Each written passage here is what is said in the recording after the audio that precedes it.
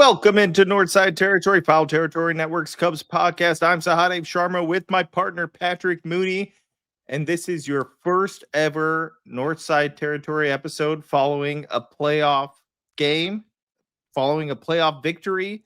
Patrick, Wrigley was electric today. That was fun to cover. It obviously those who watched the game, it took a little while for the offense to show up. But by the fifth inning, I haven't heard that place like that in a while. It's really fun when it is like that. But back-to-back home runs by Seiya Suzuki erased a 1-0 lead. Seiya Suzuki, Carson Kelly erased a 1-0 lead, flipped it to 2-1. Cubs didn't look back. That's as fun of a game as you'll experience, and just the vibes were immaculate, as they say. Definitely. I think it brought back some flashbacks of remembering certain playoff moments. Those home runs did get a little bit of that shaking in the press box that we've felt before, not to the nth degree, but I kind of came out of Wrigley Field feeling like this could be building towards something. I feel like just the way they won and how people kind of had this pent up energy for October baseball at Wrigley Field. And I think today was an amazing atmosphere, but still had a lot of kind of room to grow. Like if this keeps going. And I thought they kind of won this game in ways that showed how they could advance. Yeah. They haven't had an opportunity to cheer at a playoff game, 2020, obviously no fans. 2018, there was no reason to cheer. Those games, the offense broke. And in 2017 was the last time we felt this. And those were fun games against the Nationals. The Dodgers, not as much, but fans had reason to cheer. And you're right. Like this game kind of had Craig Counsell said that, it's going to be tough to score runs. He kind of had that feeling about this series. We'll see how it is Wednesday and if needed on Thursday, but he was absolutely right. And a big, we saw like a lot of what made the Cubs good over this season. Power. They when they're going right, they hit for power. The bullpen stepped up. The starting pitching, playoffs are different. You're managing differently. So Matthew Boyd was great. Like Matthew Boyd did what he needed to do. You look at the box score, you can see 4 1/3 inning. If you grew up, if you're our age, you're like, what the hell is going on? But this is modern playoff baseball, and Craig Counsell handled it perfectly. I think I almost forgot about it, but Dansby's defense really saved some runs early on. The Padres could have tacked on quite a few times, and Dansby made some plays. They really saved the game. Probably the unsung hero of that game. You felt that nervous energy, early in a playoff game, and the way Pivetta was pitching, it was relatively subdued, I'd say, in terms of the crowd's reaction. But the Cubs kept it close, remained in striking distance because of just two great plays that Dansby made. And we've listened to so much Craig Counsell that like his voice was in my head after watching Dansby make that over the shoulder catch. It's like, that's like hitting a home run. It's like it's taking a run away. Like when you think about it in those terms, you understand how this Cubs team was built. And so that's kind of what Dansby obviously has a great perspective as someone who's won a World Series in Atlanta, someone who decided to sign up for a rebuild here. And you and I both have had these ongoing conversations with him literally for years now of kind of how this group was put together. A lot of it had the long haul of a 162 game season in mind. And it's kind of the stuff that's not super glamorous, doesn't always have a wow factor, but like pitching depth, defense, opportunistic base running. You run into a pitch and winds up in the bleachers. And I thought he made a good point of just saying the postseason is not this sort of like mystery. Like your good can be great in the postseason. And he stressed that this group has done this all year. It's just going to be more magnified because more people are seeing it. But if you've been watching the entire arc of this season and really this entire organizational rebuild, like that was kind of it. And that doesn't mean it's like mission accomplished, but you kind of see like, oh, okay, this is how the $40 million manager is going to line it up. And oh, they're in the position because of those momentum shifting, game turning plays. And then if you do just enough offense, an offense that you were very optimistic about, Sahadev, all of a sudden, Go Cubs Go is playing and the crowd's walking home happy out of Wrigley Field. Dansby Swanson takes a lot of heat at times because he's not this monstrous offensive force and he's paid a lot of money. But Jed Hoyer, I remember having conversations with him that offseason with the monster shortstop class. And we weren't 100% sure what direction we were going, but we had pretty good feeling that Dansby Swanson may be the guy. Prices, whether it's prices or whatever it may be, Jed Hoyer wanted defense. He saw how he won a World Series in 2016. He really felt up the middle defense would be a difference-making aspect. And I think plays like that Dansby Swanson made, it changed game one. And it may be the type of thing that, is going to go overlooked if the Cubs make a deep run. But, you win the first game of a 3-game set. It's huge in these playoffs. And if they're going to make a deep run, those little things matter. And these are the things that we're going to forget about if they go deep. But it changed that game. And yeah, Seiya Suzuki, I think a week ago, neither one of us would have been, surprised if maybe Moises Ballesteros somehow snuck in there and was getting some at-bats because Seiya Suzuki was cold. He hadn't done a lot. And this is part of the reason why Craig Counsell is so adamant about it. And I get it when you stick with your veterans and you need them to get hot because this is what happens in the playoffs. Your veterans can do that. I thought Ian Happ made a good point. Like, this isn't new for Seiya. Yeah, it's new for him in Major League Baseball, but he played in big games in Japan. He's experienced this. He's put up big numbers before. There are certain things that you just need to trust your guys. It doesn't always work. I think Moises Ballesteros is a really good player, but I think this last week has shown like, oh yeah, Seiya Suzuki probably should have been an all-star and it seems to have found his stroke. It just, a huge swing of the bat.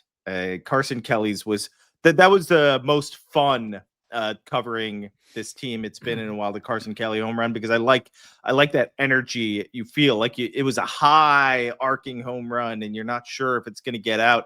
And you hear the fans like, are we going to explode? Are we going to explode? And then they go nuts and you feel it. It's fun. It's fun to be there. We're all doing our job and getting work done at that moment. But feeling that energy, even if we're not the ones, screaming and yelling in the stands, it's an exciting moment for everyone. So that crescendo and building up. Oh, okay, are they going to explode? Yep, here it is. And those are those unforgettable moments. It probably postseason wise, like what Miguel Montero Grand Slam was the last time we felt something like that.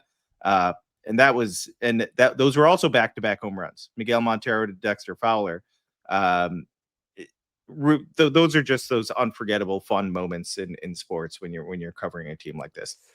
Yeah, and this is a moment that had to happen. I know Jed Hoyer got his contract extension before the trade deadline, and I know that there's been lots of good individual performances on this team. But like you're saying, Sahadev, we had not gone into a post-game playoff clubhouse at Wrigley Field since 2018, which was a lot of just, John Lester saying versions of "we got our ass kicked," and maybe that's a good thing. I think he used a different phrase that I'm not going to say on the air. But it's a good phrase too. and then the last winning pitcher for the Cubs in a postseason game threw out the first pitch today, Jake Arrieta. Yeah, amazing. And so you see them bringing back Jake, Eddie Vedder singing the 7th-inning stretch, national TV. I think it was an ABC game. Kind of beaming Wrigley Field across the country. Like, you can talk about process, you can point to all these positive developments, but like until that happens, it doesn't really matter. And it kind of struck me waiting to get into the clubhouse after the game today of all these jerseys I kept seeing. It was like Baez, Bryant, Rizzo, Baez, Bryant, and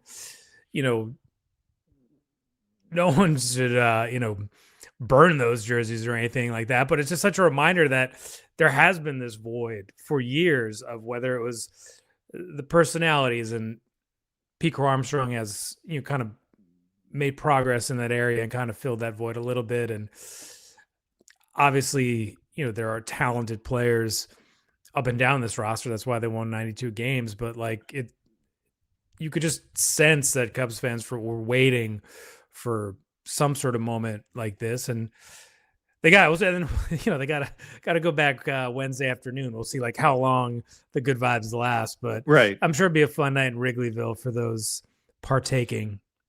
Absolutely.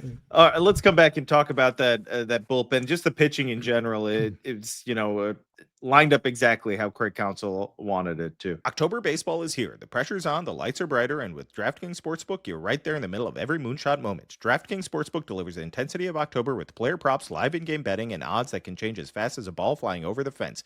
New customers bet just $5, and if your bet wins, you'll get paid out $200 in bonus bets instantly. Download the DraftKings Sportsbook app and use code FOUL. That's code FOUL to turn $5 into $200 in bonus bets if your bet wins. In partnership with DraftKings, the crown is yours. Gambling problem? Call 1-800-GAMBLER. In New York, call 877-8-HOPE-NY or text HOPE-NY 467-369. In Connecticut, help is available for problem gambling. Call 888-789-7777 or visit ccpg.org. Please play responsibly. On behalf of Boot Hill Casino and Resort in Kansas, fees may apply in Illinois. 21 and over. Age and eligibility varies by jurisdiction. Void in Ontario. Bet must win to receive reward. Minimum minus 500 odds required. Bonus bets expire 7 days after issuance. For additional terms and responsible gaming resources, see dkng.co/audio. It seemed pretty obvious that Craig Counsell, I think we all knew he was going to be very aggressive with how he used his bullpen when he was pulling his starting pitchers. We just, you listen to him. The playoffs are so different. He knows that. He's going to manage differently. He has to. I think it's the right move with what he has to work with right now. And not that these starting pitchers are bad. Matthew Boyd was great. The one run he allowed, it was a bloop double to Jackson Merrill, and then Xander Bogaerts ripped a double. That was he hit that one double. pretty hard. Yeah, that was it. And but to limit it to one, great job by him. We talked about Dansby Swanson, but great job by him to as well not give up much more hard contact after that. Kept it to one, and then you knew the way that game was going. 2 times through the order, kind of felt like this is what's going to happen. The righties at the top were coming. Fernando Tatis. I gotta say, when I saw Daniel Palencia warming up, I was like, okay, that's what he's doing. Interesting. And he did a great job coming in, getting those first 2 guys that he had to get out with a man on. I was shocked that he gave him an up down, that he put him in again for another inning. Our boy Jesse Rogers loves to harp on the up downs. Counsell won this round with that. I did not expect it to happen. I didn't know if it was going to go well. You're facing the heart of the order. This guy's amped up, ready to go, and just mowed those guys down. I mean, Bogaerts did hit the ball hard again, but it didn't matter. PCA's out there in center field. That's what you got a good defense for. I like that outing, what he went through, whether you're talking about off season, being kind of off our radars, guy with stuff, rededicates himself in the off season mentally and physically. doesn't make the team out of spring training, ends up the closer, gets hurt, loses the closer job, comes back for 2 outings. That's it. 2 outings, not high leverage, nothing. Comes out there 1 2/3 in the playoffs, just huge outs. And then the bullpen as a whole was perfect. Nothing allowed. And we've talked about the Padres bullpen, and that's an awesome bullpen. And we still have 2 more games for the Cubs to face them, and they're going to be a factor. But God, props to this bullpen, props to Daniel Palencia. These guys, Drew Pomerantz off the, out of nowhere coming and being a dominant lefty. Brad Keller, non-roster invite. Just a great job. And Kittredge, who's getting the start tomorrow. Classic. Pitched a great inning as well. I don't know. I just gotta, it's not big names. Nobody in the national outside of Chicago. No national news org is going to be talking about this bullpen or is saying great things about this bullpen. But these guys have been really good, especially this core group that pitched today.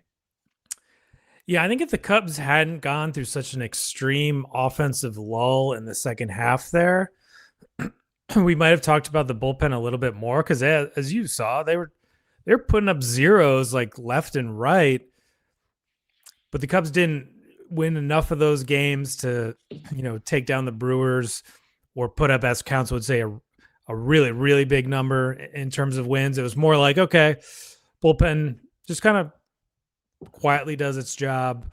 There's a lot of competence, as we've written, in terms of kind of their pitching development, their pitching infrastructure, their game planning system. And I gotta say, I was curious to see, okay, yeah, that's one thing to kind of match up against some 500 team, say in August, or to kind of, win series on the road against non-contenders, or just kind of, keep it close. But to do it on that stage in that moment, I thought was extremely impressive. I think it's possible not to walk away from that performance and be like, wow. And this is not really a bullpen that has a lot of wow factor. But you can see, all right, this is why you hire Counsell. This is why you kind of totally overhaul your pitching development system.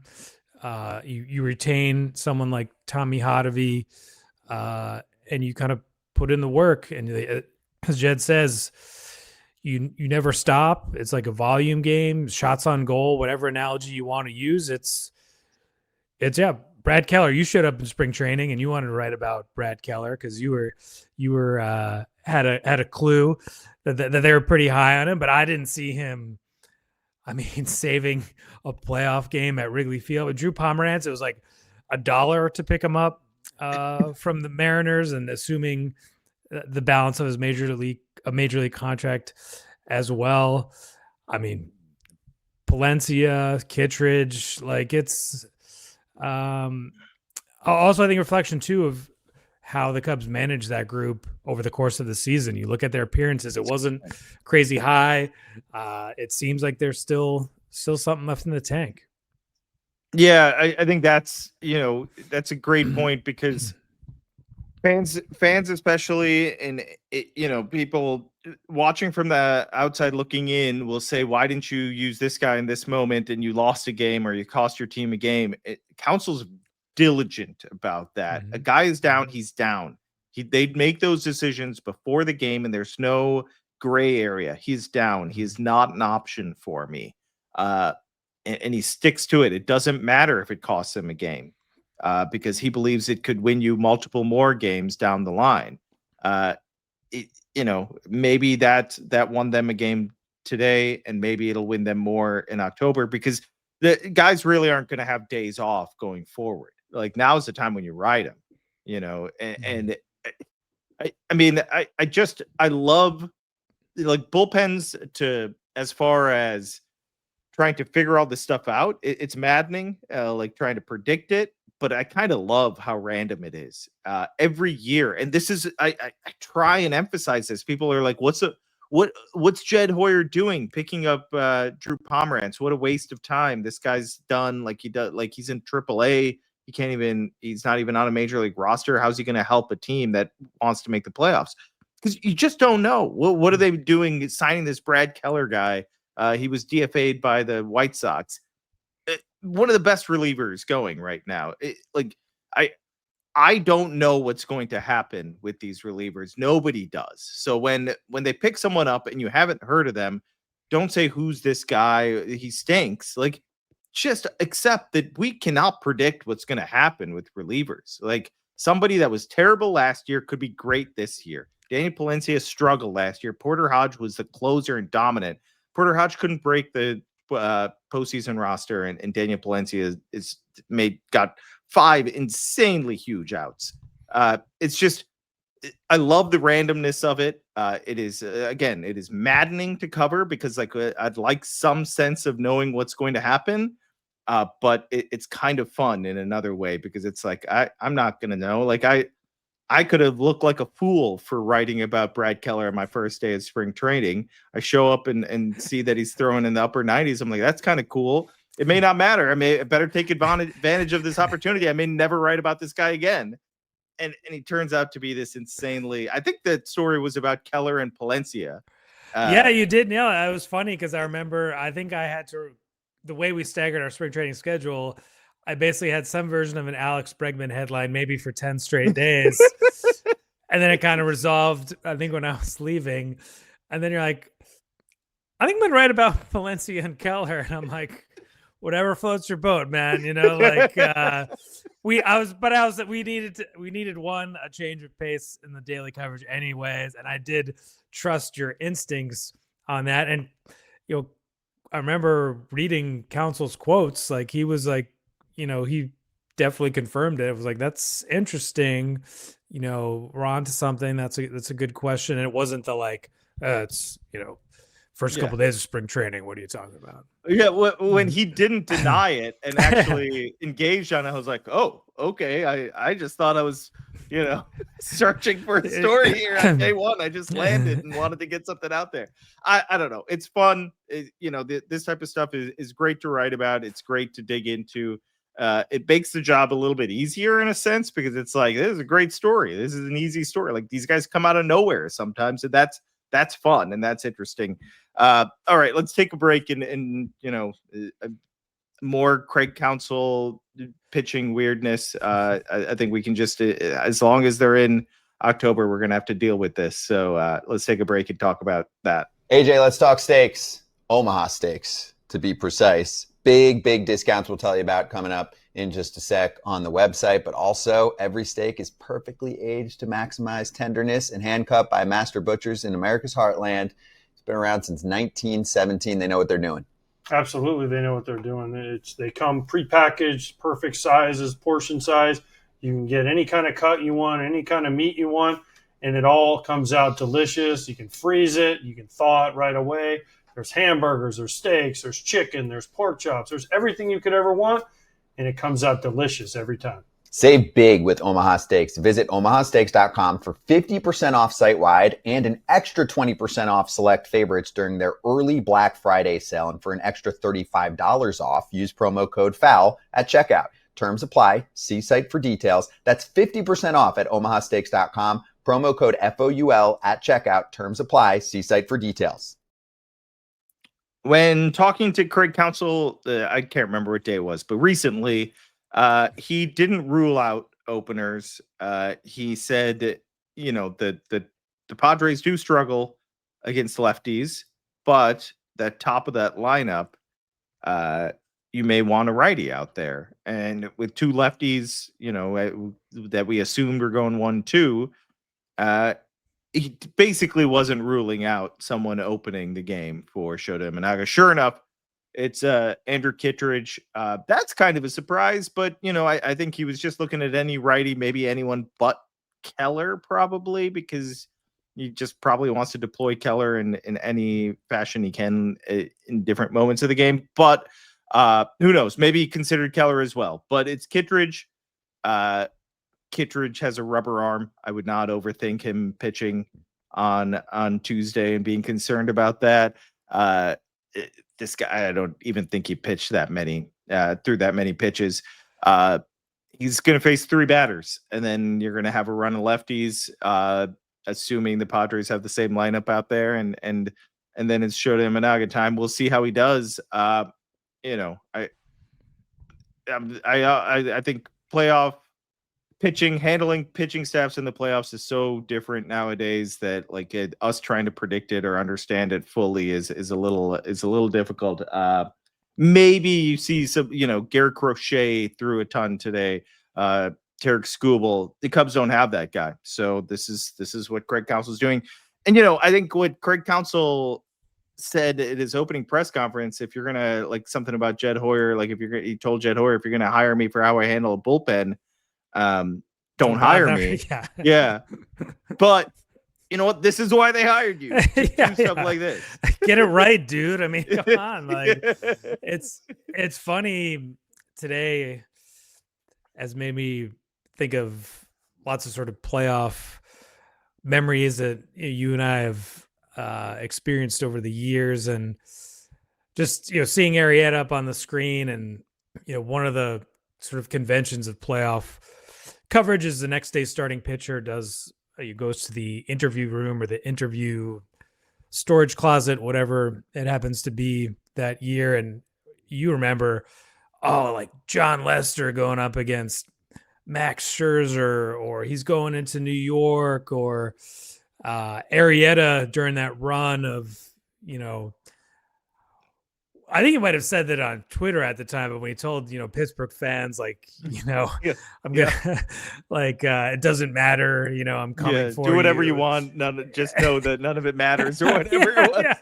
Oh, just like the larger than life figures that starting pitchers were in that 2015, 2016, 2017 era they just were so heavily invested in starting pitchers, and they stayed so unbelievably healthy.